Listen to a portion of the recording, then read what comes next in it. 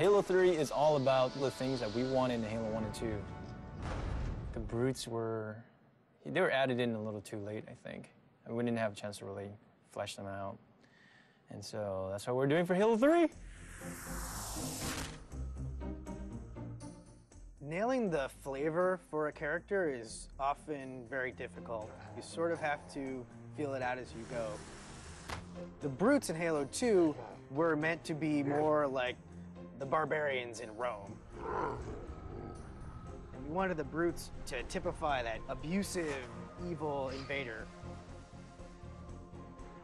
But right from the start, the design of the brutes was not consistent about reinforcing that they're meant to be worthy adversaries for the player.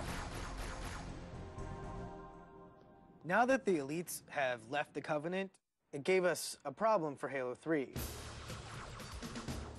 For the brutes to behave kind of similar to the elites, they have to be totally redone because they're not interesting to fight. He was just a damage sponge. There were no interesting reactions. There wasn't an interesting death. The only tactic the player has is just pump them full of lead until they fall down. It doesn't really turn out to be really good gameplay. Going back and trying to recreate a character like this is one part art and one part science, and the art part is very difficult to understand just exactly how long it's going to take. Concept artist tries to communicate through composition what the idea is trying to get across. A lot of times the direction just gets narrowed down to, can you just make it look cool? The brutes originally looked a lot like Chewbacca. Like they were just big hairy guys with a bandolier. I looked at a lot of animal reference, rhinoceros and some gorilla. Their natural body plating is brutish.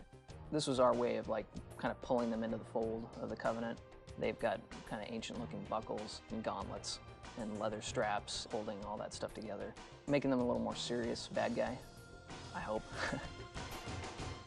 Everything the character does, whenever the character moves, we've created an animation for it.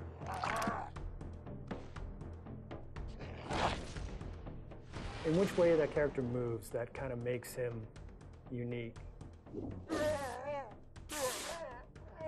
These days now we got our animation reference area upstairs. We just take it upon ourselves to go film us doing each individual motion and then work that into our animation. If a brute is punching the face off a Marine, we're going to embellish that. We're going to make him punch the jaw off too. We're going to make him just punch straight through that Marine. God damn, that looked like in real life. I was just like, jeez, that was awesome. When I look over and see Jeremy doing something, I'm like, oh, that's really cool. How can I work something like that into his moveset?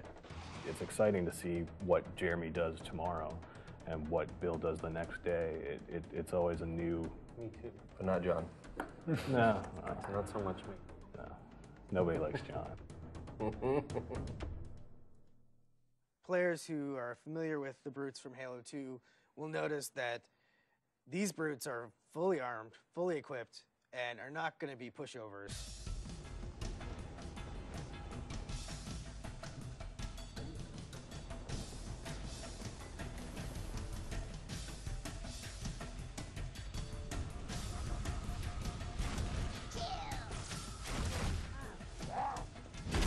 For the game to be interesting, like the guys that you're playing against have to be fun to play.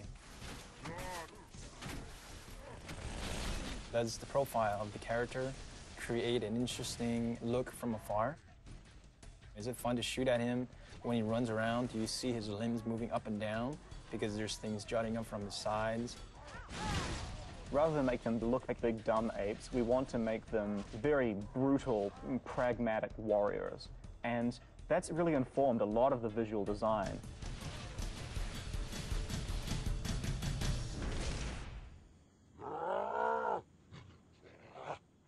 Visually, through the art, we define the different classes. The standard brute has just his normal armor with a very standard helmet. The brute captain has a much bigger headdress.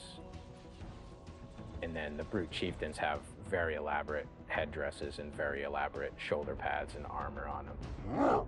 The interesting thing with some of the ideas that we came up with is not only do we need to figure out how the brutes interact with the other Covenant, but also how brutes interact with brutes. And we developed the idea of the brute pack.